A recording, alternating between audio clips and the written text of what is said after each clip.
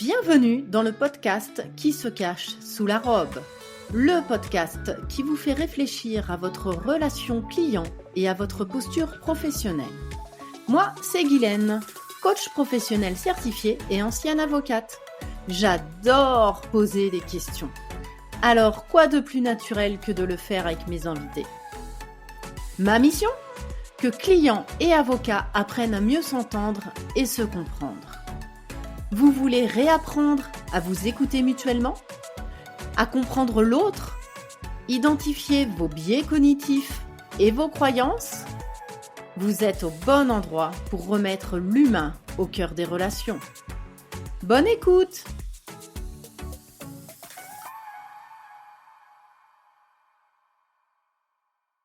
Aujourd'hui, je suis en compagnie d'Olivia Simniakos. Vous allez découvrir une femme spontanée, déterminée, qui n'a pas sa langue dans la poche. Elle défend ses clients bec et ongles, sans pour autant tomber dans le militantisme, car comme elle me l'a dit, c'est pas du tout ce que ses clients attendent d'elle. J'aimerais bien un peu la résumer avec une expression métro, boulot, dodo. Ça résume un peu sa vie actuelle. Donc bienvenue Olivia. Merci, bonjour Guylaine. Aujourd'hui, Olivia, dans votre vie, qu'est-ce que vous aimeriez changer ? Qu'est-ce que j'aimerais changer dans ma vie aujourd'hui? Euh, Pas grand-chose en fait. Pas grand-chose parce que j'ai mis longtemps à trouver ma place et à voir euh, cette vie-là. C'est pas facile tous les jours effectivement, mais je crois que je changerai rien parce que des fois il suffit de changer un petit truc pour que tout change. Et non, moi je suis bien là. Merci. Est-ce que vous pouvez nous expliquer comment vous en êtes arrivé à exercer le droit? Alors, le droit, de toute façon, après le bac, pour moi, il n'y avait pas d'autres options que les études de droit, parce qu'il y avait rien d'autre qui m'intéressait. Euh, je pense qu'il y a une part de psychorigidité depuis l'enfance qui fait que de toute façon, le droit, c'était fait pour moi et inversement. Donc voilà, et puis il y a un truc qui est aussi que depuis petite, j'ai jamais supporté l'injustice. Donc forcément, le mix des deux, ça fait que j'allais pas me retrouver en psycho, quoi. Donc voilà, je me suis lancée tout de suite sans hésiter, sans voilà, c'était pas par dépit, mais voilà, j'ai pas étudié d'autres pistes. Pour moi, c'était ça, ça coulait de source, quoi. Ok, d'accord. Et quand vous aviez fait vos études de droit, est-ce que vous vous êtes dit à un moment, un jour, je serai avocate? Oh, purée, surtout pas. Non, alors non, avocat, ça faisait partie des métiers avec notaire d'ailleurs hein, que je voulais pas exercer. Moi, profession libérale, c'était no way quoi. J'en avais une image pas tout à fait fausse hein, finalement. Je me disais, déjà moi, j'étais pas fille d'avocat ou fille de notaire ou fille de profession juridique. Donc déjà, c'était peut-être un peu moins facile au départ de me dire ça va être cool, je reprends un cabinet, machin. Non, moi profession libérale pour moi c'était t'es tout seul. Si t'as pas de boulot, t'as pas de boulot. Si t'as pas de boulot, t'as pas de chômage. Donc non, pour moi c'était un vrai plan galère. Et en plus comme alors ça s'entend moins maintenant parce que j'ai vieilli et j'ai j'ai évolué, mais je suis quand même super timide et j'aime pas parler en public. Alors c'est pareil, avocat non quoi, non. Moi, j'avais un projet que certains pourraient qualifier de bidon. Le projet de personne, en fait, je voulais bosser dans les assurances. Alors, allez comprendre, voilà, je m'étais dit que je m'ennuierais pas, bosser dans un service sinistre, voilà. Je me disais ça va être varié. Je serai dans un bureau, je verrai personne, je parlerai pas en public. Voilà, non, ça m'intéressait quoi. Voilà, c'était non, vraiment, j'avais pas d'ambition. Non, c'était même des avocats, c'était la profession que je voulais pas faire, quoi. Clairement. Ok. Alors Donc, du coup, comme c'est la profession que vous vouliez pas faire, vous avez commencé par quoi? alors, j'ai commencé un peu par accident parce qu'on sait tous que le premier boulot quand on sort des études, c'est le plus dur à trouver. J'étais allée rendre visite à mon copain de l'époque sur Lyon et puis j'ai répondu à une annonce et j'ai décroché un job d'analyste contentieux dans une boîte au départ pas américaine puis qu'il est devenu après. Et donc du coup, ben quand on décroche son premier boulot, ça se refuse pas, hein. Donc je suis restée sur Lyon et puis je suis restée dans ce boulot pendant 7 ans. Quand même. Mm. Ok. Et qu'est-ce qui fait que vous avez bifurqué à un moment? Euh, la boîte a été rachetée par les Américains. Et donc on est devenu une boîte où ben, on était managé à l'américaine. Donc le management par la peur, par la dévalorisation. On nous installe dans un open space avec un chef de chaque côté. On nous demande de faire des trucs qui, moi, me paraissaient contre-productifs. On nous change nos objectifs, on nous change nos missions. C'est-à-dire que de juristes, on faisait des fiches de lecture pour les avocats parce qu'on nous expliquait que nous, on n'était rien. Et ça, moi, j'ai eu du mal D'accord. à supporter de me retrouver dans la peau d'un matricule, en fait. Parce que quand je travaille, j'aime bien voir à quoi je sers. Si je fais des fiches de lecture, je me rends pas bien compte de à quoi je sers parce que je pense qu'un avocat est capable d'analyser un dossier, date de la mise en demeure, date du machin. Je pense que l'avocat est capable de le faire. Donc voilà, moi quand on me demande de faire des trucs qui me paraissent pas productifs et pas dans l'intérêt de la boîte, parce que je suis assez corporate, je le vis, je le vis assez mal. Donc du coup j'ai fait une prise d'acte de rupture de contrat de travail et puis voilà. Ok. Alors ça a été un peu compliqué, hein, ça s'est pas fait en un jour. Mais voilà, finalement c'était une expérience douloureuse parce que j'ai fait un burn-out quand même, mais qui a été utile finalement parce que s'il n'y avait pas eu ça, ben je serais peut-être encore là-bas. D'accord. Et du coup, est-ce que tout de suite après avoir quitté cette grosse boîte où vous étiez réduite à un matricule, vous avez embrassé une autre profession ou il y a eu un moment de transition entre les deux? Ben en fait, le moment de transition, ça a été burn-out. J'ai dû arrêter de bosser en 2005.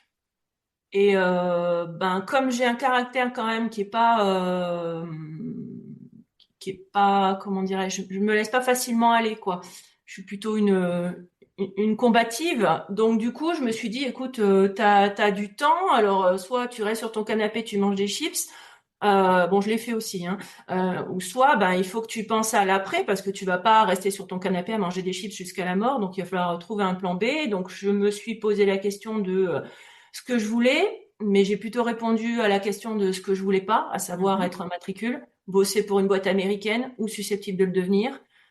Donc, je me suis dit, j'ai réfléchi, je me suis dit, qu'est-ce que t'aimais à la fac? Droit des sociétés, ça j'aimais bien.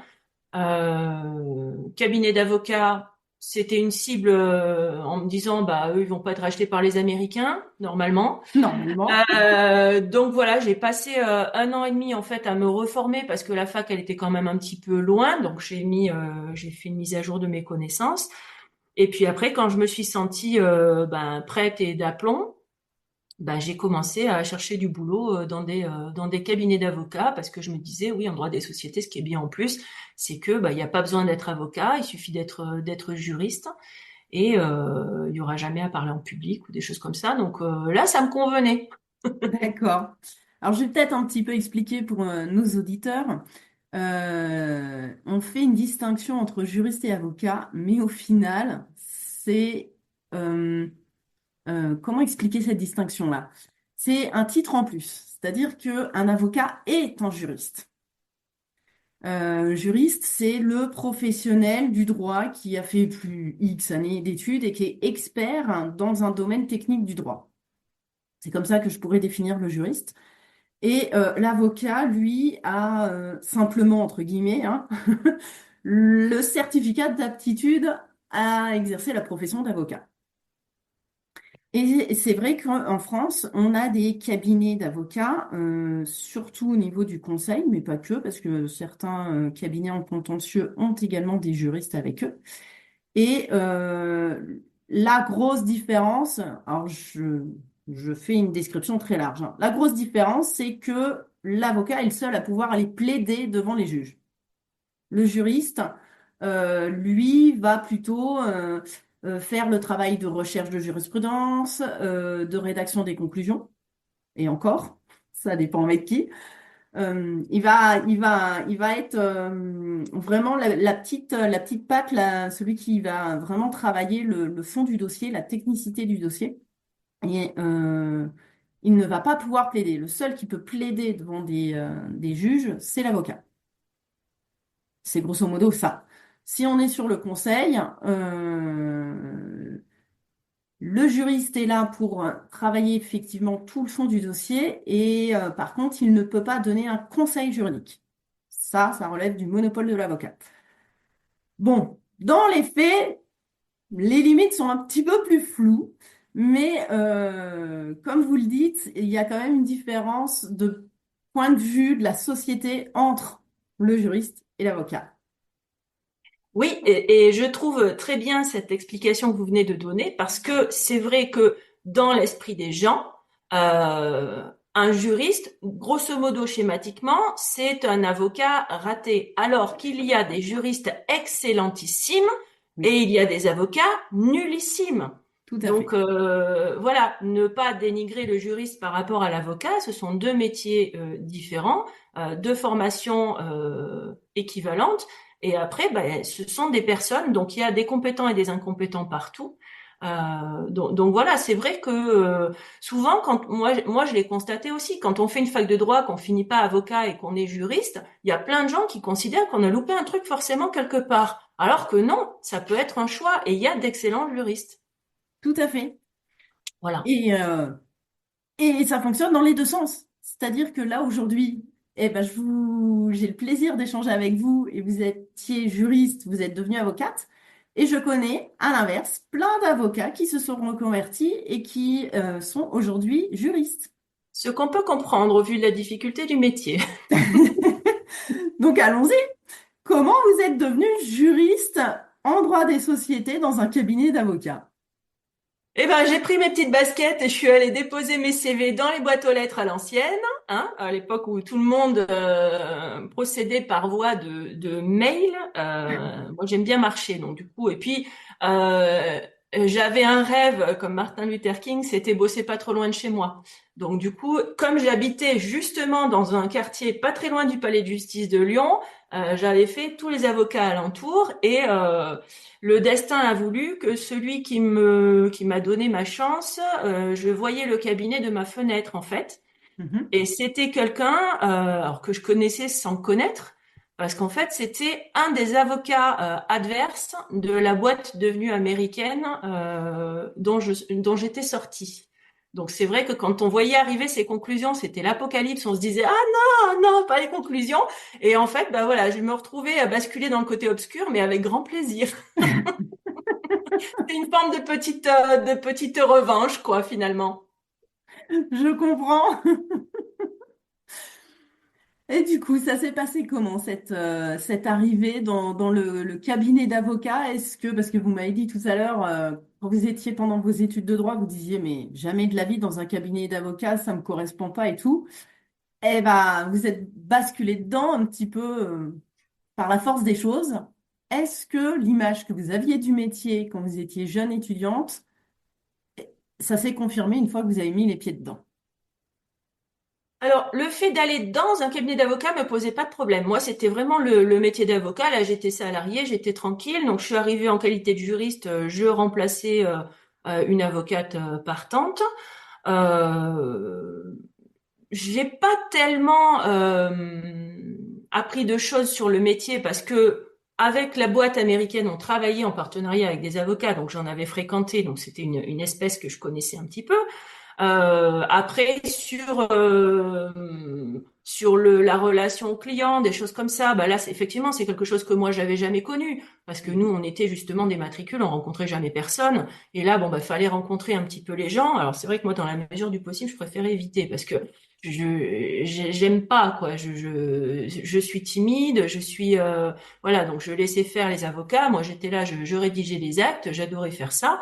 Voilà, non, non, j'étais. Et puis, de toute façon, je pense que quand on a envie de faire quelque chose, moi, je suis arrivée, j'ai été honnête avec l'avocat qui m'a reçu. Je lui ai dit, voilà, j'ai la théorie, j'ai pas la pratique. Effectivement, j'avais la théorie. Dans ma tête, une assemblée générale, on était forcément tous autour de la table. Je me disais, il va falloir que tu écrives super vite, que tu tapes super vite et tout ça. Alors que dans la réalité, en pratique, ça se passe pas du tout comme ça. Souvent, on envoie les documents à signer, on les reçoit et puis on fait les formalités.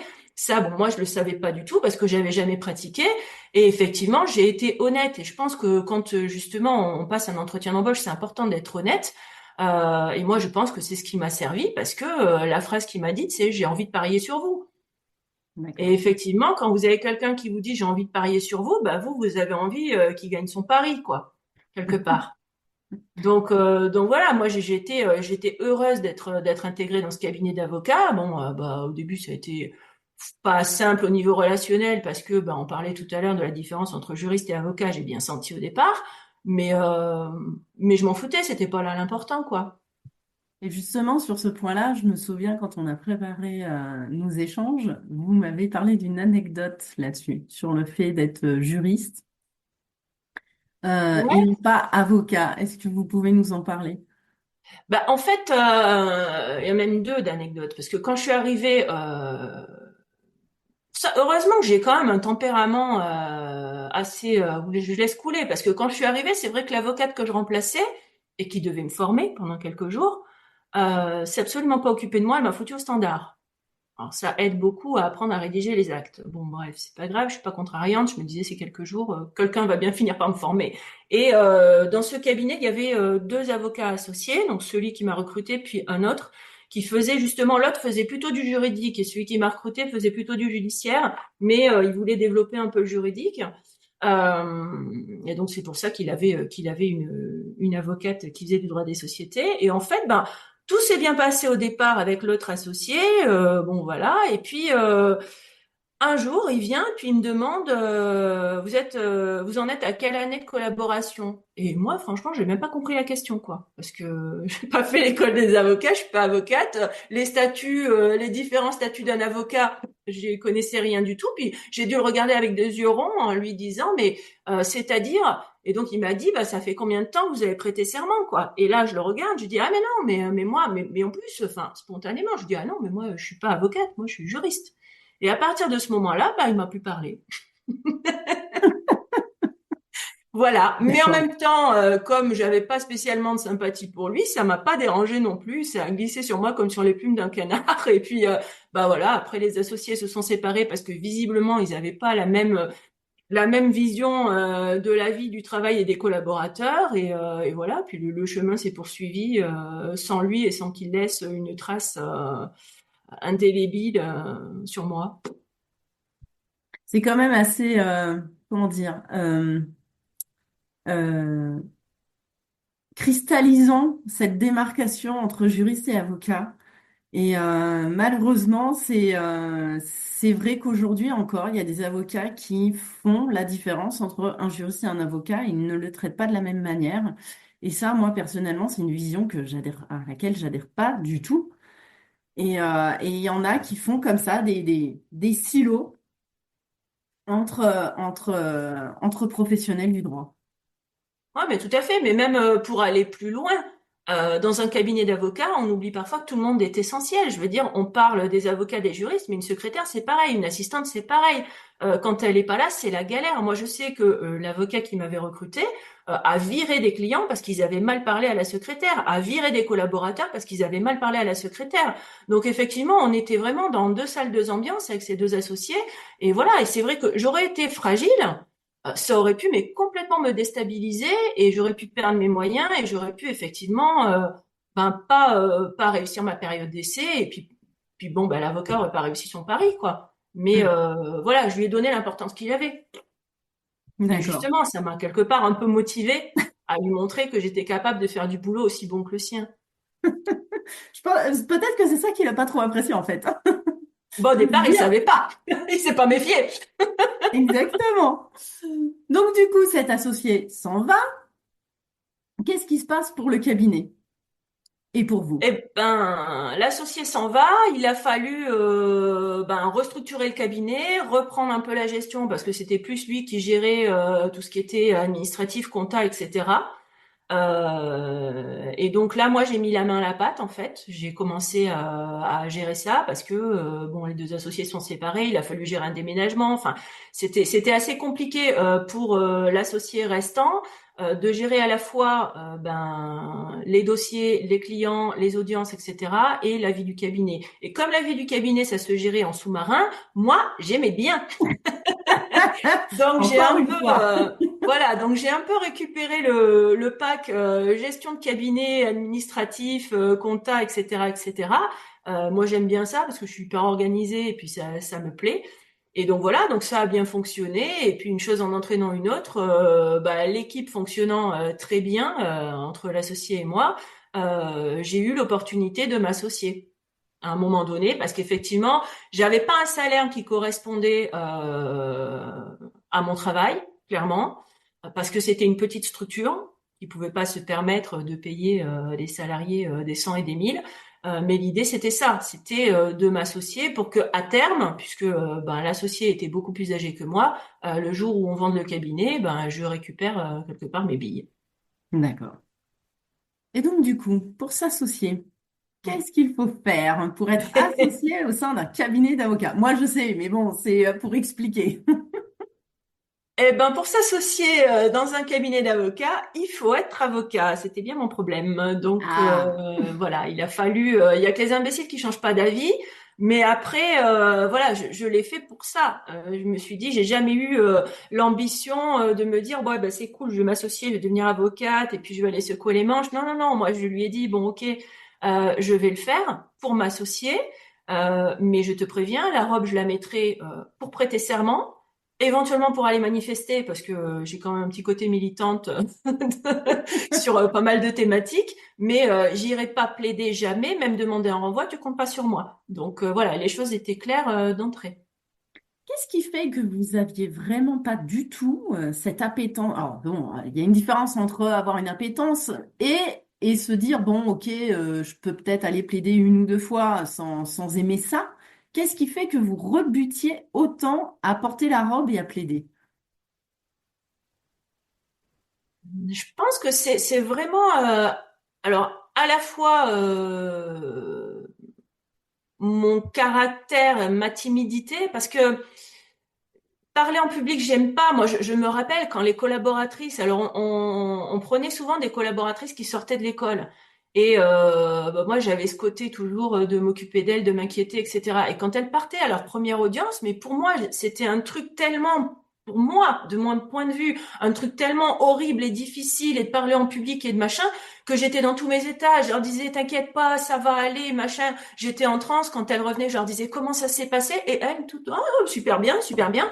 Mais moi, pour moi, c'était un truc, pour moi, c'était une épreuve, la plaidoirie, de parler en public et d'être bonne, parce que depuis la maternelle, moi, quand je fais les trucs, je veux les faire bien.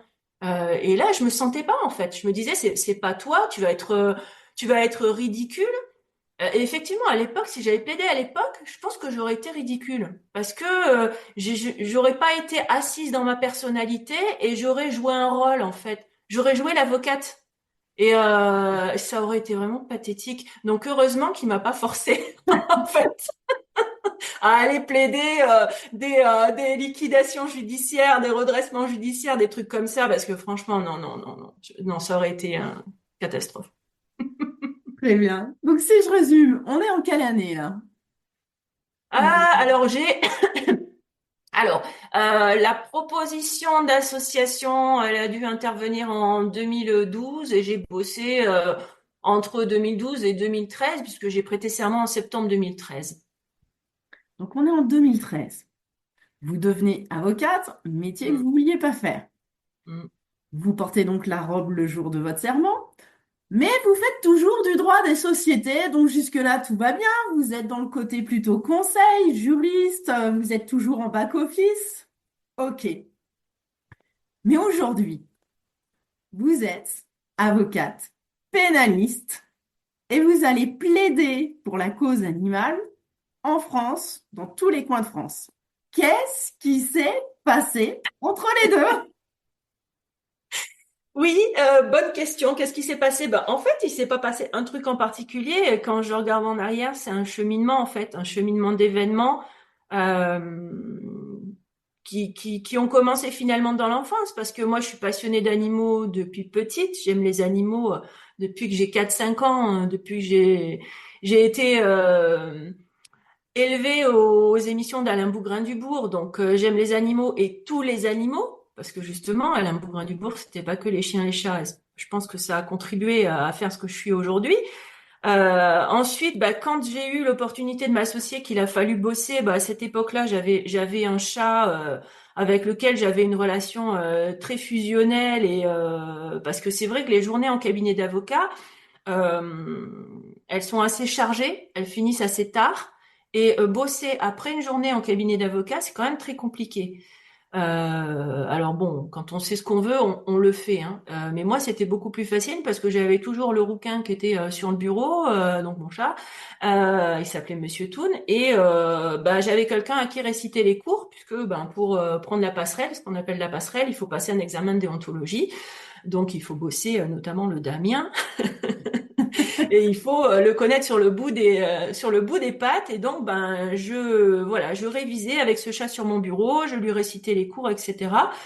À cette époque-là, lui, il avait un cancer, donc on menait de front deux combats tous les deux. Et puis c'est vrai que quand j'ai réussi l'examen de déontologie, je me suis dit et je lui ai dit, ben en fait, t'en sais autant que moi sur la déontologie, et puis je te rabâche, hein, donc t'aurais pu aussi toi passer le truc, tu l'aurais réussi, tu serais avocat. Donc on va faire un truc, ben tu mérites autant la robe que moi. Donc quand je suis allée commander ma robe, j'ai fait puisque ben, les avocats dans leur robe c'est comme les écoliers, il y a notre nom, Oui. notre prénom et notre nom. Alors moi, bon, vu la longueur de mon nom, j'ai fait broder mon nom et son numéro de tatouage. Comme ça, je me suis dit, tu seras tout le temps avec moi. Voilà, tu l'as mérité autant que moi. On sera toujours tous les deux. Et quelque part, je me disais, oh, moi, je serai pas toute seule dans la robe. Même si à l'époque, je pensais pas m'en servir beaucoup, mais voilà, je me suis dit voilà. Et donc ça a commencé comme ça a été un cheminement. Effectivement, j'ai prêté serment. J'ai continué ma petite vie dans mon bureau à rédiger des assemblées, des fusions, des machins comme ça. C'était très bien. Et puis en donc ça a duré quelque temps. Et en mars 2015, Monsieur Toon est décédé. Et en fait, ça peut paraître cucu hein, pour les gens qui n'aiment pas les animaux, mais moi, ça m'a vraiment fait un choc. Ça m'a vraiment perturbée. Ça m'a perdre des animaux, c'est toujours douloureux. Mais lui, c'était vraiment, j'étais perdue en fait. Et je me suis dit, c'est terminé. Je veux plus jamais avoir un animal, quoi, parce que c'est Mm. trop douloureux. J'arrive pas à gérer. Bon, j'ai pas fait une dépression, on n'en est pas là. Hein, c'est pas dans mon caractère de toute façon. Le burn-out, c'est parce ils m'ont vraiment poussé à bout et que ça m'a énervé. C'était pas le côté dépressif, c'était vraiment le côté. Ah Je mais pense que j'étais une cocotte minute, j'aurais pu. Bref. Mais là, non, là, j'étais vraiment mais perdue et j'ai dit, bah, je veux plus jamais d'animaux. Mais par contre, j'ai ressenti à ce moment-là le besoin de m'impliquer encore plus pour la cause animale parce que jusque-là, bah, j'avais une implication, oui, de militante, oui, je faisais partie de certaines associations, je faisais des manifs, bah, je donnais de l'argent comme tout le monde à quelques associations.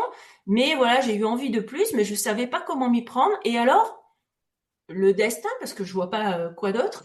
À ce moment-là, je tombe sur l'information que se crée à Brive-la-Gaillarde un diplôme universitaire de droit animalier. Alors c'est rien, un diplôme universitaire, c'est 15 jours, mais je me dis, mais évidemment, je me dis, mais c'est ça le lien en fait entre ben, cette robe maintenant qui est la mienne et ben, mon amour des animaux, mon besoin de m'investir plus, mais comment?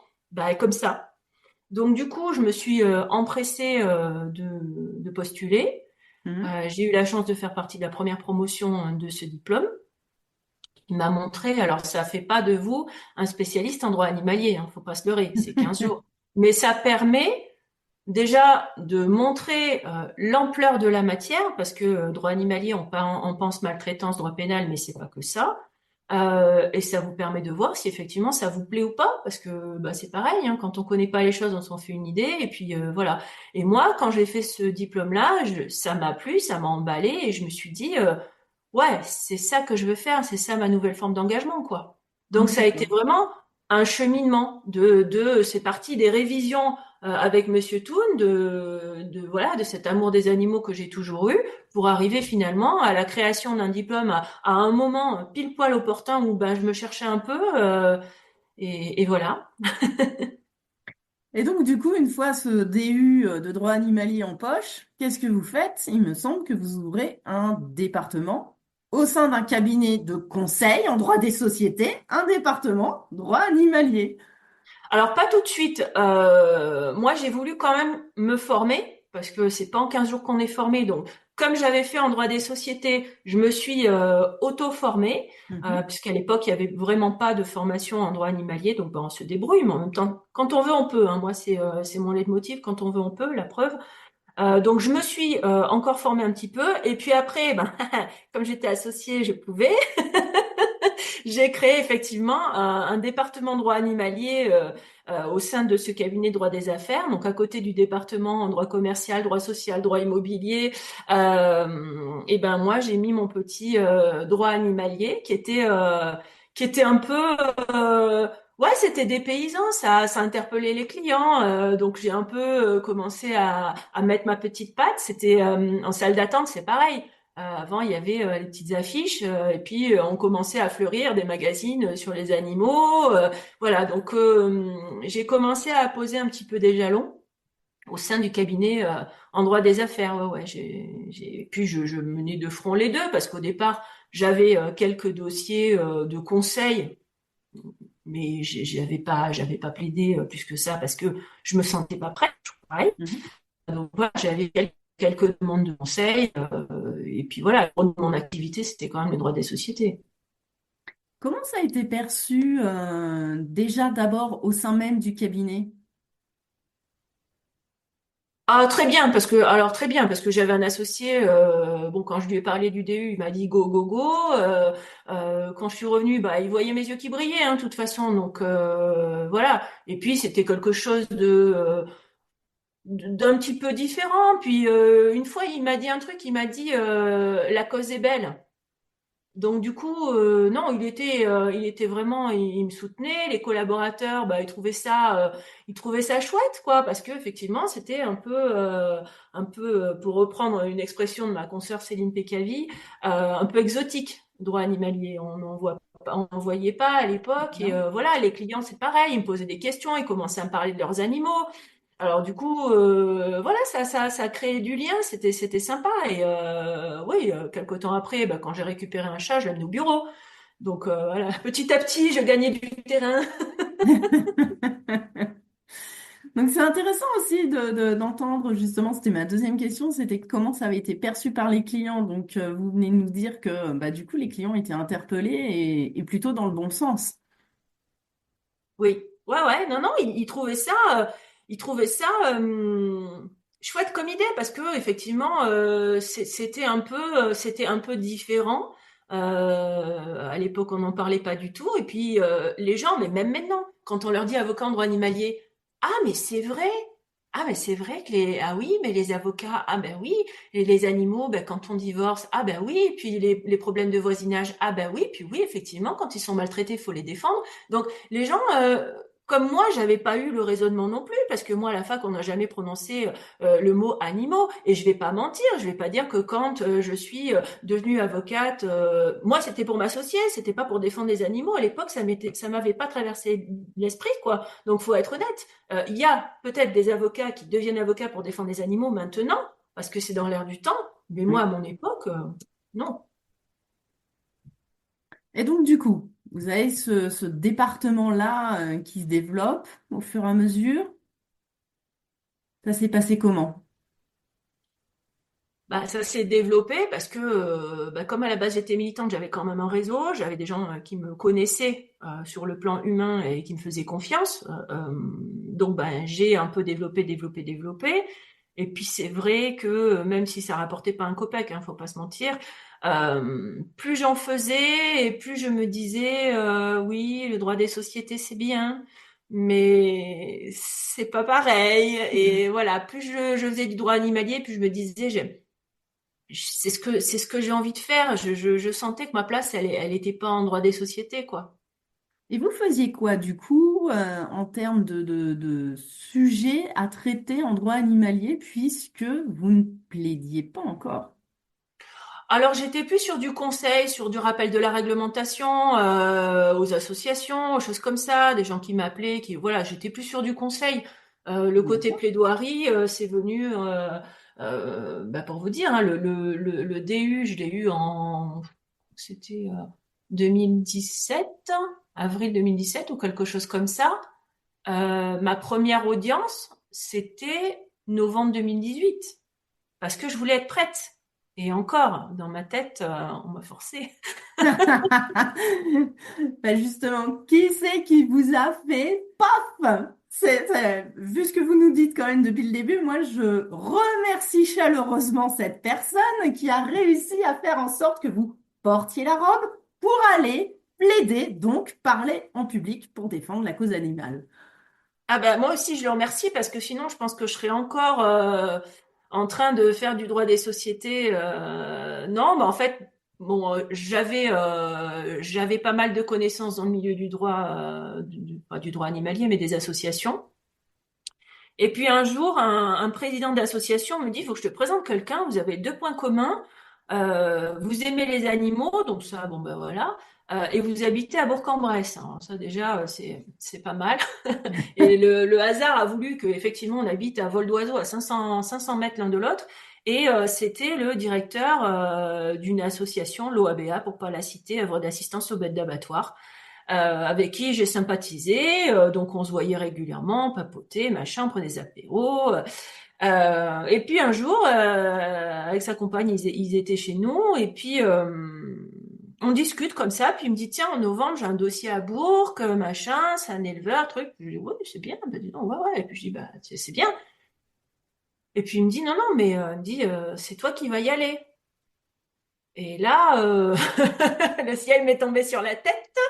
Parce que non, moi dans ma tête, je l'écoutais, c'était passionnant. Il allait me raconter ce qu'il allait dire à l'audience, donc c'était passionnant. Et là, il m'expliquait que c'était moi en fait qui allait assurer l'audience. Donc, bon, j'ai pas réfléchi, hein. J'ai dit oui, évidemment, parce que c'était une chance. Je me suis dit, si lui me fait confiance, c'est que bah, quelque part je dois être prête, parce que moi j'ai toujours du mal à me sentir prête. Mhm. Je voulais pas me lancer pour me lancer. Voilà, je voulais me lancer et être sûre de faire un truc bien. Là, en l'occurrence, il y avait quand même la vie de 40 bovins en jeu. Donc, je me suis dit, si lui, il te confie 40 bovins, c'est que tu peux le faire. Et donc, ben, on a dit oui, et puis on est allé plaider pour la première fois devant le tribunal correctionnel de Bourg-en-Bresse, dans nos petites chaussures. Et alors, vous avez réussi à prendre la parole? Ouais, alors bon au début moi le problème c'est que j'avais même pas eu la curiosité d'aller voir des audiences puisque moi le métier d'avocat c'était non machin donc j'étais pas préparée. Je connaissais pas les usages. Alors heureusement que j'avais un associé sympa parce que je lui posais des questions aussi débiles que mais quand j'arrive dans la salle, est-ce que je dois aller serrer la main? Est-ce que je dis monsieur le président, monsieur le juge, qu'est-ce que je dis? Qui sera assis où? Comment je reconnais voilà, mais des questions qui peuvent paraître débiles, mais quand on Ah n'a oui. jamais fait, qu'on n'est jamais allé voir une audience, moi j'étais vraiment voilà. Et donc la première audience, non, ça s'est plutôt bien passé. Bon, je me suis faite recadrer par la présidente parce que bah, il y a un truc que je savais pas, c'est-à-dire que quand le prévenu vous invective, vous lui répondez pas directement, vous répondez à la présidente. Donc, Et en fait, lui m'a invectivé, il s'est fait engueuler. Moi, je lui ai répondu et la présidente m'a dit c'est bon pour tout le monde. Ok, d'accord. Et là, j'ai dit ok, première leçon, première audience, première leçon. Voilà. Après, effectivement, première audience, j'avais un peu de stress, j'avais la voix qui chevrotait, mais en même temps, dans un dossier de droit animalier, ça nous met tout de suite dans le thème. Il s'est passé un truc de dingue à ma première audience. Mais c'est vrai que souvent, il m'arrive des trucs de dingue, moi. On va croire que je suis mytho, mais non. J'étais en train de plaider et j'avoue, j'étais en train de perdre pied. Et coupure d'électricité. Ah. On se retrouve dans le noir total. Donc, obligé de m'arrêter. Obligé, moi, ça m'arrangeait un petit peu. Et ça m'a permis de reprendre un peu mes esprits, de reprendre le fil de mon truc. Et l'électricité est revenue et je suis repartie. Donc là, je me suis dit, voilà, le coup de peau, voilà, la leçon. Mais je pense que c'est la leçon de la présidente qui m'a déstabilisée. Parce qu'effectivement, voilà, c'était ma première audience. Voilà, et je voulais bien faire. Et là, pour le coup, je me rendais compte que j'avais pas bien fait, donc j'ai été un peu déstabilisée. Cette coupure d'électricité, ça a été quand même bienvenu. Et puis, l'audience s'est bien déroulée. J'ai obtenu tout ce que j'avais demandé. Le gars a été condamné. On a pu récupérer les 40 bovins. Et là, je me suis dit, ça y est, c'est fait. T'as le pied à l'étrier, t'as les fesses sur le cheval. Donc, go. Et donc, du coup, ce go, il se concrétise comment?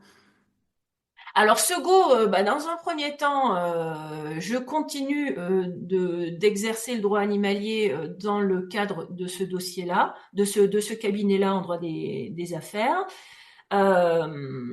Et puis après, je commence à réfléchir. Le cabinet était, on avait prévu de le vendre à un moment donné, puisque mon associé a avancé en âge. Mais moi, il n'était pas question que je reste dans ce cabinet parce que j'avais un investissement qui allait au-delà du raisonnable. Il n'était pas question que je m'investisse comme ça pour quelqu'un d'autre que lui. Et puis, j'avais dans l'idée euh, le concept de ce qui est devenu Animalex, en fait. Je me disais, ça me plaît, c'est ce que je veux faire, j'ai envie de faire que ça. Mais ce que je veux, c'est avoir une identité, pas travailler sous mon nom. Je veux avoir une identité, je veux avoir un côté discrètement militant, un côté animaliste, un côté euh, avocat impliqué. Un avocat, c'est toujours impliqué, mais là, un avocat impliqué différemment. Parce que j'avais envie que cette structure, elle me ressemble et qu'elle parle. J'avais déjà le logo en tête, alors que j'avais pas préparé mon rien du tout. Mais je me disais, parce que ce qui est important pour moi, c'est justement tous les animaux. Et je voyais un logo à l'époque, moi, une balance avec une vache, qui est mon animal de ferme préféré, et un chat. Alors après, c'est vrai que quand j'en ai discuté avec la personne qui a fait mon logo, elle m'a dit il y a un problème d'échelle. Ça va être compliqué de les mettre. Oui, pour le Donc graphisme, on c'est m'a pas top l'idée. proposé, voilà. Donc on m'a proposé le chien qui peut être aussi assimilé à un loup et le cochon et ça me va parfaitement. Mais voilà, j'avais cette idée je voulais une boîte. Je voulais une identité, je voulais communiquer de manière un petit peu différente. Je voulais être, ouais, je voulais être impliquée personnellement, quoi. Pas qu'en tant qu'avocat, parce que j'avais besoin de toute façon que ma personnalité et mes engagements vis-à-vis de la cause animale transparaissent dans les limites, bien sûr, de ce que nous autorise notre serment et Oui. notre crédibilité. C'est important. Donc voilà, donc après, j'avais ça en tête. Donc j'avais l'avantage d'être associée dans une structure droit des affaires. Donc là, j'étais rémunérée. Donc j'ai mis à gauche parce que j'étais bien consciente en voyant ce que rapportait le département droit animalier qu'en ayant qu'un espèce de gros département droit animalier, j'allais pas gagner énormément d'argent, du moins les premiers temps. Donc j'ai mis à gauche parce qu'un projet comme ça se prépare. C'est pas on se lève un matin en disant c'est bon, j'ouvre un cabinet, ça va rouler. Il y en a peut-être qui l'ont fait, mais je pense qu'ils ont eu des problèmes. Donc voilà, j'ai mis à gauche, j'ai mis à gauche, j'ai mis à gauche. Et puis quand j'ai été prête, sachant que j'ai été un peu retardée parce que j'ai fait confiance à un président d'association de protection animale, il m'a escroqué d'une grosse somme d'argent, donc forcément ça a un peu ralenti dans mon projet, mais peu importe, pas grave, ça allait pas m'arrêter. Et puis voilà, quand ça a été le moment, quand je l'ai senti, j'ai créé Animalex en me disant si ça marche, c'est super. Si ça marche pas, c'est pas grave. J'aurai un plan B parce que moi je suis pas attachée au métier d'avocat. Enfin à l'époque en tout cas je l'étais pas. Maintenant j'y suis parce que ce que moi j'en fais ça me plaît. Mais je m'étais dit si ça fonctionne pas, tu quittes le métier. Tu redeviens salarié, tranquillou bilou, et puis tu feras un truc en lien avec les animaux de toute façon. Et sans la Ok. pression, c'est plus facile. Ah oui. Et donc, Animalex, c'est le nom de votre cabinet. Ouais. Animalex, c'est mon bébé. Il a ouvert ses portes quand?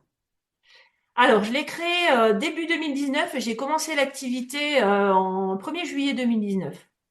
Ok. Vous étiez à l'époque à Bourg-en-Bresse encore, je crois.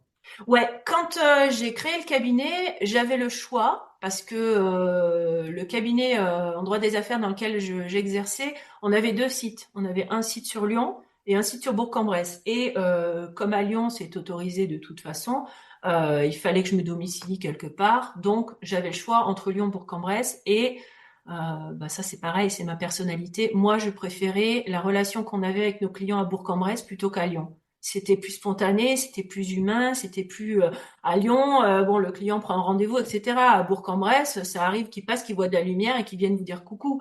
Et moi ça j'aime bien. Donc du coup, D'accord. j'ai choisi de m'installer à Bourg-en-Bresse, également aussi parce que je recherchais ce que j'avais pas trouvé auprès des confrères de Lyon, à savoir une relation.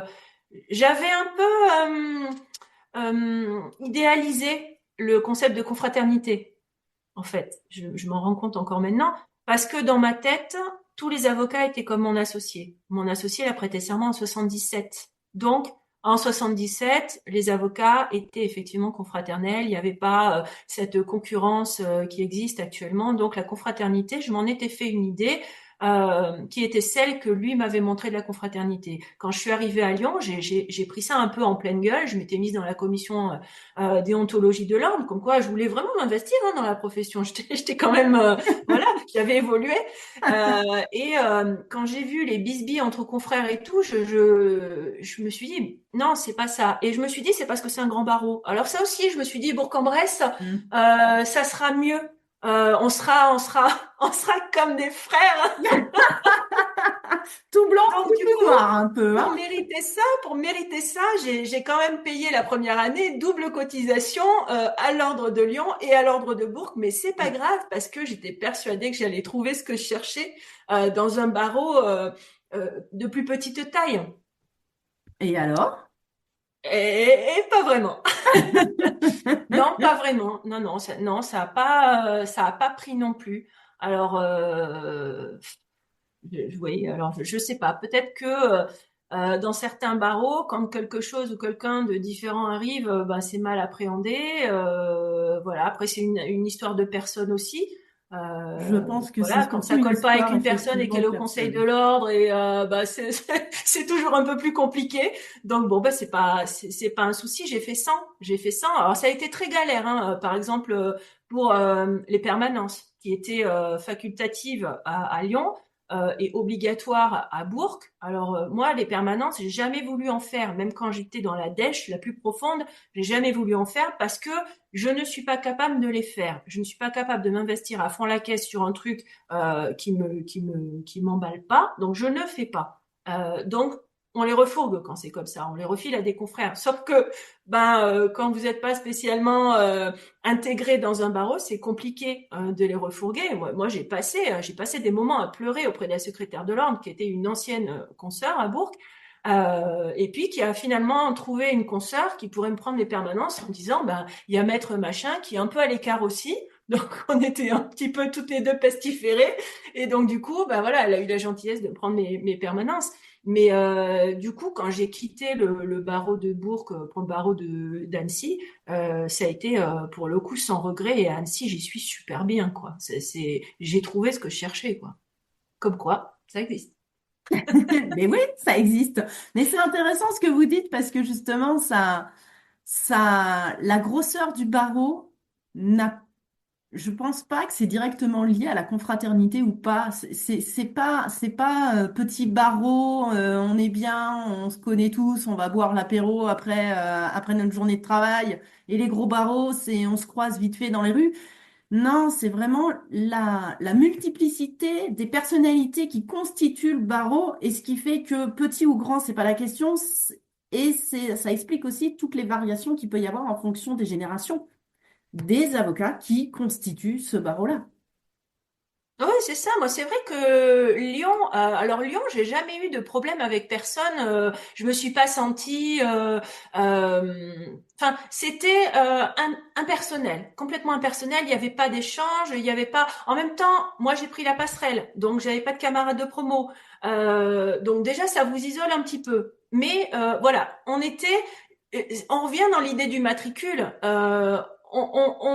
On a d'échanges avec personne, on n'est pas intégré dans quelque chose, on a l'impression de servir à rien, grosso modo. Alors que si je m'étais mise dans la commission, c'était justement aussi parce que j'avais envie de servir à quelque chose. Et ça, je l'ai pas trouvé à Lyon. Et je me suis dit, effectivement, c'est peut-être parce que c'est un gros barreau. Et que, voilà. Et donc, c'est vrai que je pensais que dans un petit barreau, enfin, petit barreau, le bâtonnier de l'époque m'avait reprise quand j'avais dit ça devant le Conseil de l'Ordre, un barreau de taille un peu plus modeste, on va dire. Voilà, je pensais qu'il y aurait ces liens interpersonnels, mais effectivement, dans les liens interpersonnels, il n'y a personne. Et oui. Donc voilà. Et puis après, effectivement, j'ai peut-être, alors j'ai une activité qui est pas classique. J'ai peut-être une personnalité, ben, elle plaît ou elle plaît pas, mais j'ai cette chance. Enfin, pour moi, c'est une chance d'être complètement indifférente enfin, par rapport à ce qu'on pense de moi. Mais voilà, c'est jamais très agréable ouais, d'être mis à l'écart, quoi. Hmm. Et aujourd'hui, bah, du coup, vous exercez le droit animalier en tant que pénaliste. Vous êtes rattaché au barreau d'Annecy et vous avez trouvé la confraternité. Ouais. Vous vivez en plein milieu des Bauges, à la campagne, et vous allez à droite, à gauche, pour plaider la cause animale. Ouais, c'est ça. Ouais, ouais. Bah Annecy, troisième barreau quand même. Hein, donc là, faut que j'arrête de bouger, hein, parce que ça fait instable après. Mais non, non. Là, troisième barreau. Quand je suis arrivée, la bâtonnière tout de suite a été intéressée par ce que je faisais. Voilà, je ressens la confraternité. Pourtant, je suis jamais à Annecy. J'échange jamais avec les confrères parce que, comme vous le dites, je suis toujours par Mons et par Vaux. Mais mais voilà, je sais qu'il y a pas, je sens pas d'hostilité, si vous voulez. Hmm. Donc voilà, et je sens qu'il y a un intérêt, qu'il y a une bienveillance, quoi. Donc ça, c'est pour moi, c'était important. C'est quelque chose que j'ai cherché pendant longtemps. Maintenant, je l'ai trouvé. Voilà. Après, effectivement, je suis rarement à Annecy. Moi, j'habite dans un parc naturel, au milieu des montagnes. Voilà. Tous les midis, je vais voir les vaches parce que ça me ressource. Voilà, c'est un choix de vie qui fait que malgré les déplacements, j'ai toujours une base au vert. Et est-ce que votre regard sur la profession a changé? Alors, mon regard sur la profession. Alors moi, en fait, j'étais vraiment au départ focalisée sur le côté, comment dirais-je, presque matériel et le côté solitude. Mhm. Sur le côté matériel, ça n'a pas vraiment changé, mais je me dis que en cas de grosse galère, on peut toujours se débrouiller. Par exemple, en 2022, pour expliquer que c'est pas toujours rose, hein, c'est super, on fait du droit animalier. 2022, j'ai eu 4 mois, j'ai pas eu de boulot, mais pas du tout, rien.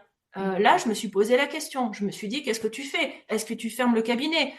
C'était très compliqué. Heureusement, une consoeur d'Annecy avait aussi des difficultés parce que elle n'avait pas sa collaboratrice. Donc en 2022, eh ben j'ai pris sur moi, je me suis formée au droit de la famille et j'ai sous-traité, j'ai fait de la sous-traitance pour cette consoeur dans un but de sauver mon cabinet. Elle, ça l'arrangeait, moi, ça m'arrangeait. Donc voilà, ce côté matériel où si on n'a pas de boulot, c'est foutu. Non, il y a toujours des solutions. Là-dessus, j'ai changé de vision. Sur le côté, on est tout seul. J'ai changé de vision très récemment, il y a un an, depuis que je travaille en partenariat avec une consoeur de Versailles, Céline Pécavi pour pas la citer, parce qu'effectivement, dans ce métier, moi en tout cas, et dans l'exercice que je faisais de ce métier, je me sentais seule, vraiment seule. Et Céline aussi. Donc là, du coup, maintenant, on travaille en partenariat, et moi, ça m'a changé la vie. Ça veut dire que quand il y a beaucoup d'ego dans ce milieu-là, il y a beaucoup on a souvent l'impression d'être jugé à tort ou à raison, et c'est vrai que c'est compliqué quand on sait pas faire quelque chose. Moi avant, je demandais à mon associé, je continuais de l'appeler, il y avait pas de souci. Maintenant, il a arrêté, je vais pas l'enquiquiner. Donc voilà, c'est compliqué quand on sait pas faire quelque chose de demander à un confrère. On n'a pas fait l'école ensemble, on n'est pas proche, on se connaît pas. Donc voilà, ben on se débrouille. Là, quand on a un lien, et peut-être que ceux qui ont fait l'école des avocats ont ça. Moi, je l'avais pas. Donc sur le côté solitude, ça fait pas très longtemps que j'ai changé d'opinion. Mais effectivement, parce que c'est mon expérience à moi, sans être passé par l'école, où je me suis sentie seule. Peut-être que les autres avocats ne se sentent pas seuls. Mhm. C'est très personnel. Ok. Mais j'aime mon métier maintenant. J'aime mon métier, j'aime ce que j'en fais. Si Ouais. demain vous me dites, bon, droit animalier, faut passer à autre chose, tu vas faire du droit immobilier, je ferai peut-être du droit immobilier si on me demande de le faire, mais je serai pas avocate. Je serai pas D'accord. avocate parce que c'est quand même des sacrifices. C'est un métier qui est difficile. On va pas se voiler la face. C'est un métier qui est difficile. Moi, j'ai pas mal de déplacements. C'est fatigant. Je le fais pour la cause animale. Mm. Je le ferai pas pour autre chose. De pas savoir si le mois prochain je vais manger, je le ferai pas pour autre chose. Est-ce que vous pouvez nous expliquer justement un petit peu quel type d'animaux vous défendez? Parce que ça c'est quelque chose qui est super important pour vous. Ouais, c'est super important pour moi parce que c'est vrai que quand on parle animaux, on pense chien-chat. Quand on pense, ben, surtout sur le plan pénal, hein, on pense chien-chat. Sauf que, ben moi, ce qui est important pour moi, c'est de mettre en lumière la souffrance des autres animaux. Parce que, ben, il n'y a pas que les chiens, les chats. Il y a tous les autres animaux. Ce sont tous des êtres sensibles, hein, des êtres vivants doués de sensibilité. Il n'y a pas parce qu'il y a une petite truffe humide et des yeux qui brillent, ben, ça souffre plus. Donc moi, c'est vrai que j'aime travailler sur des dossiers. Alors, je travaille évidemment sur des dossiers chien-chat, j'aime ça, mais j'aime aussi travailler sur des dossiers, par exemple, animaux de ferme, comme mon premier dossier. Eh ben, quelque part, ça m'a laissé une trace indélébile sur la faune sauvage. Moi, j'aime travailler sur le loup parce que voilà, c'est des dossiers qui sont sur un plan intellectuel en tout cas un dossier animaux de ferme, pour moi, il est plus intéressant que le dossier du gars qui a égorgé son chien parce qu'il avait fumé du shit. Il faut se poser d'autres questions. Et en fait, il faut se poser des questions par rapport à l'animal, il faut se poser des questions par rapport à l'humain. Et moi, j'ai effectivement, alors ben, on aime ou on n'aime pas, mais j'ai peut-être cette spécificité-là d'aimer les animaux, mais d'aimer les êtres humains. Mhm. Donc du coup, voilà. Et c'est pas parce que on va essayer de comprendre la situation de l'être humain qu'on va pour autant mépriser la souffrance de l'animal. Et moi, mettre en lumière la souffrance des animaux, que ce soit de ferme, de tout ce que vous voulez, de parc animalier, de cirque, de la nature, de voilà, ben c'est important pour moi. Et après, sur les animaux de compagnie, chien, chat, ok, mais aussi les autres. Tout, par exemple, les nacs, les nouveaux animaux de compagnie qu'on voit jamais parce qu'ils sont enfermés dans les maisons. Donc on Ouais. les voit jamais, on voit pas ce qu'on leur fait. On voit pas s'ils sont vivants, s'ils sont morts. On les voit jamais dans les tribunaux, sauf que parfois on les voit. Et là, pour moi, là, c'est ça, j'adore. Moi, oui, me retrouver à plaider pour des souris, me retrouver à plaider pour alors des lapins, des serpents. J'ai plaidé pour un phasme. Euh, Bah là, moi, j'y suis, quoi. Je suis là où je voulais être. Et j'explique ce que je voulais expliquer aux magistrats. Et donc, du coup, forcément, ben, ça, je le fais avec passion, je le fais avec bonheur. Et quand on a des décisions sur des animaux comme ça, des décisions où il y a une condamnation, ben, on se dit, ça y est, on avance, quoi. Quand on avait discuté, il y avait quelque chose qui m'avait aussi un petit peu tiqué.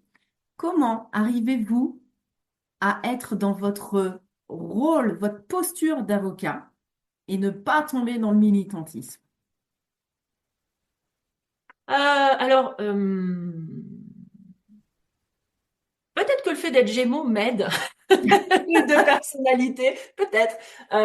Non, non, j'arrive très bien à faire la part des choses en fait. Et ce que je veux, euh, moi j'ai pris la robe et comme je vous l'explique, hein, pour faire les choses correctement, pour être je veux en être digne de la robe. Et je pense que si je commence à jouer les militantes, à serrer le poing, je perds toute crédibilité. On me paye pas pour militer. Quand je milite, je milite. Quand je plaide. C'est deux choses différentes pour moi qui sont bien distinctes. Le côté avocat me permet aussi de me limiter dans mon militantisme, mais mon côté militant me sert dans le côté avocat, mais sans ressortir. Voilà. Non, non, moi je vais pas, je fais pas dans le pathos, ça c'est clair. Je fais pas dans le larmoyant, ça c'est pareil. Je fais pas dans la colère à l'audience. Je m'insurge pas. Je crie pas, c'est pas la peine. Le but, c'est d'être technique. Je suis une avocate et je veux être une avocate comme les autres. J'ai juste choisi une thématique de travail particulière, comme on aurait pu choisir la défense des enfants. Ça aurait été, bah, oui, je vais faire des divorces, je vais défendre des enfants, je vais faire du droit pénal des mineurs, etc. C'est une thématique de travail, mais je veux qu'on me voie comme une avocate, pas comme une espèce de guignol. Non, non, ça, moi, je veux pas. J'en serais pas fière en plus. Franchement, j'en serais pas fière. Et puis en plus, je serais ridicule. Faut pas tout mélanger. On fait un métier. Ça, c'est mon métier. Le militantisme, c'est ma vie. Donc ma vie, forcément, elle colore un peu mon métier, mais il faut que ça reste digne, tout ça, quoi. Et pour montrer justement toute cette coloration qu'il y a entre vos deux sphères personnelles et professionnelles, vous avez écrit un livre il y a Oui, quelque temps, pas si longtemps que ça, euh, qui s'appelle Au nom de tous les animaux, qui est édité aux éditions Les Arènes, et vous avez été interviewée par Valérie Perronnet, qui est une journaliste, romancière, intervieweuse, et du coup, vous a amené comme ça à parler et à rédiger ce livre. Et je trouve que c'est... alors, je vais être très honnête, hein, je l'ai pas lu. Je sais à peu près de quoi il parle. Oui, pas encore. C'est pas bien, vous pouvez me taper la main. Mais ce que vous m'en avez dit et de ce que j'ai pu voir du livre, je trouve qu'il met vraiment en avant la réussite que vous avez faite d'associer vos sphères à vous, votre sphère personnelle et votre sphère professionnelle. Est-ce que vous pouvez nous en parler de ce livre? oui. Alors, ben, ce livre est sorti le 1er février dernier. Il a effectivement été coécrit avec Valérie Perronnet.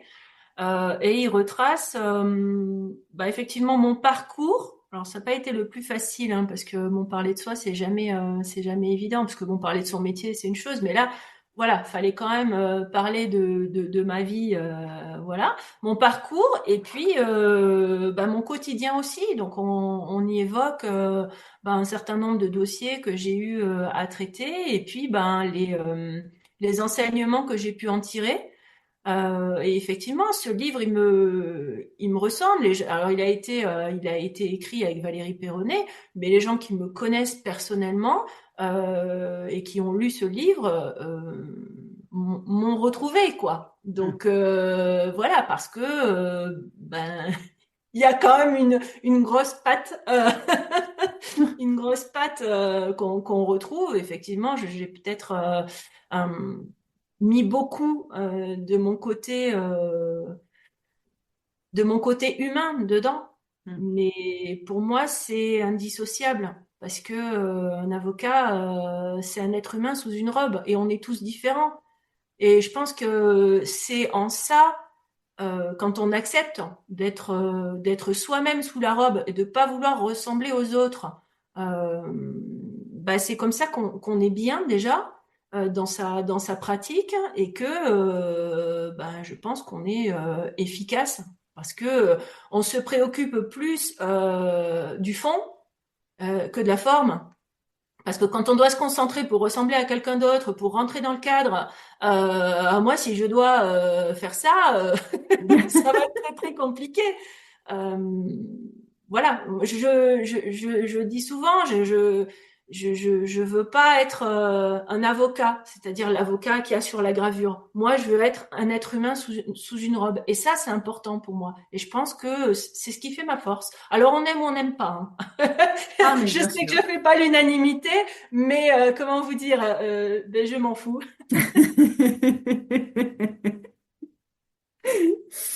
Et ce livre, c'est un hymne à l'amour des animaux, un hymne à l'amour du métier d'avocat ou un beau mixte entre les deux?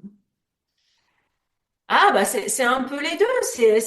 C'est l'histoire de quelqu'un qui aime les animaux et qui trouve un moyen de vouer sa vie, carrément sa vie, parce que c'est vrai que comme vous le disiez, métro boulot dodo, ça résume très bien ma vie, et qui arrive à trouver un moyen de vouer sa vie à une cause qui lui est chère.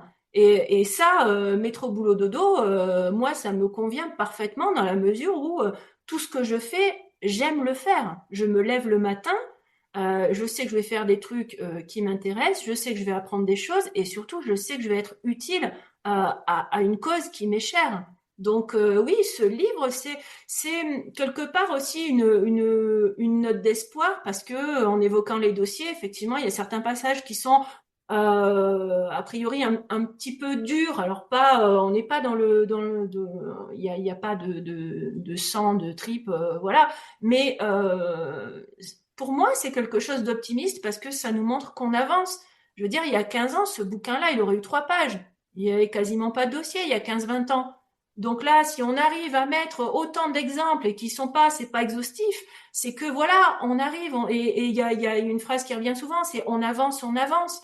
Ça, c'est Valérie Perronnet hein, qui a eu l'idée de cette phrase-là. Et effectivement, ça résume bien. On avance, on avance. Et moi, c'est ce que je veux qu'on retienne. Quand on ferme le bouquin, en disant bah déjà que ce soit en lien avec le droit animalier ou avec autre chose, si j'ai envie de faire quelque chose, je peux le faire parce que ce qui compte c'est l'envie.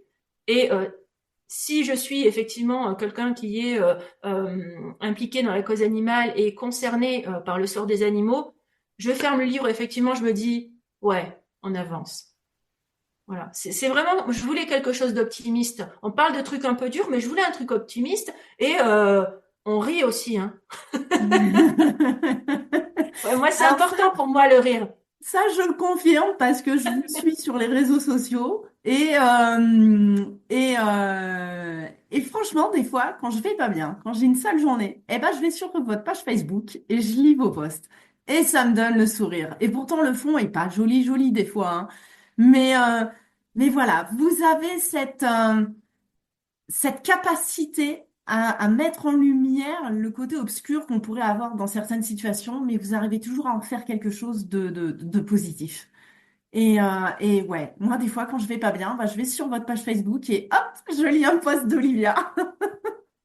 Et Bah, ça me redonne le c'est un sourire. gentil compliment, je vous remercie. Ouais, ouais, non, mais sur la page, effectivement, j'essaie d'en faire quelque chose d'optimiste et de joyeux. On n'a pas besoin d'être, c'est pas parce qu'on est avocat qu'on doit être austère. Mm. C'est pas parce qu'on est avocat en droit animalier ou avocat d'ailleurs dans d'autres causes qui sont très très difficiles et peut-être plus difficiles même, qu'on doit être toujours dans le tragique. On peut effectivement retenir, et moi, après, c'est ma personnalité qui est comme ça. J'arrive toujours à capter le truc positif, à capter le truc marrant de l'audience. Mais faut pas croire, moi, je rigole comme une dingote hein, quand je rédige les posts, ça me fait du bien aussi. Cette page-là, elle me fait du bien depuis le départ, parce que ce côté solitude dont on parlait tout à l'heure, je l'ai pas, enfin, remède à la solitude, je l'ai pas trouvé chez des confrères, mais je l'ai trouvé chez les personnes qui suivent cette page parce que depuis le départ de l'aventure, j'ai jamais été toute seule. Donc effectivement, il y a une petite communauté et on rit beaucoup et à moi aussi, ça me fait du bien. Alors ça prend du temps, hein, gérer, voilà, alimenter tout ça parce que moi en plus quand je commence à écrire, c'est compliqué de m'arrêter. Mais mais voilà, mais j'adore et oui, il faut que ma personnalité transparaisse. Si je commence demain à vous parler du chien égorgé, que je vous donne tous les détails avec les asticots et machin, bah, je pense que vous avez pu me reconnaître. Vous allez me dire, tiens, elle fait un deuxième burn-out, quoi. Oui, et puis ça fait pas avancer la cause, en fait. C'est Non, juste du pas du tout. larmoyant. Pas du tout. Ça, c'est pas entraînant, quoi. Faut toujours regarder vers la lumière pour avancer, hein. Et j'ai envie de terminer en vous demandant, après tout ce qu'on vient de se dire ensemble, comment allez-vous? Bah écoutez, moi je vais super bien. Je vais super bien. J'ai le sentiment en tout cas d'être à ma place. J'aime chacune de mes journées. Alors c'est pas facile, hein, c'est pas voilà, faut pas croire que c'est un rêve qu'on est avocat en droit animalier et que du coup voilà tout est plus facile. Non, je reste un avocat avec toutes ses contraintes, avec toutes ses charges, avec tous ses déplacements, etc. Mais voilà, je suis un avocat qui fait des trucs et que des trucs qui lui plaisent. C'est ça la chance que j'ai. Et c'est aussi l'avantage de travailler aussi en partenariat avec Céline Pécavi, parce que le droit animalier, c'est une matière qui est très très étendue. Et comme on est des personnes individuelles et toutes différentes, on aime plus certains trucs ou certains trucs. Moi, c'est plus le pénal. Céline, ça va être plus le côté contractuel. Et du coup, je ne fais plus l'aspect contractuel du droit animalier. Je réoriente les clients vers Céline. Et donc, je peux effectivement dire qu'aujourd'hui, je suis un avocat en droit animalier qui fait ce qui lui plaît. C'est très chouette. Merci beaucoup, Olivia. Merci à vous, Guylaine. Bah, vous venez d'entendre le parcours d'Olivia, qui est quand même quelqu'un qui ne se prédestinait pas du tout à exercer le métier d'avocat, encore moins à porter la robe et surtout pas à plaider. Comme quoi, il n'y a pas de chemin tout tracé, tout évolue. Et c'est ce que je retiens moi de votre parcours, parce que vous avez été en perpétuelle remise en question. Et il y a aussi quelque chose qui est systématiquement revenu dans votre parcours, c'est que vous vous êtes formé au fur et à mesure de ce que vous vouliez acquérir comme connaissance pour atteindre l'objectif que vous vous étiez fixé. Donc, merci pour cet échange. J'espère que les auditeurs auront découvert votre personnalité avant tout. Et en description du podcast, bien évidemment, vous retrouverez le lien vers sa page Facebook. Je pense que ça va être le meilleur moyen pour suivre ses aventures. Le nom du livre. Et si l'épisode vous a plu, je vous invite à mettre 5 étoiles sur Spotify ou sur la plateforme d'écoute que vous utilisez et surtout de partager cet épisode d'Olivia Simiakos. Merci. Merci, Guylaine.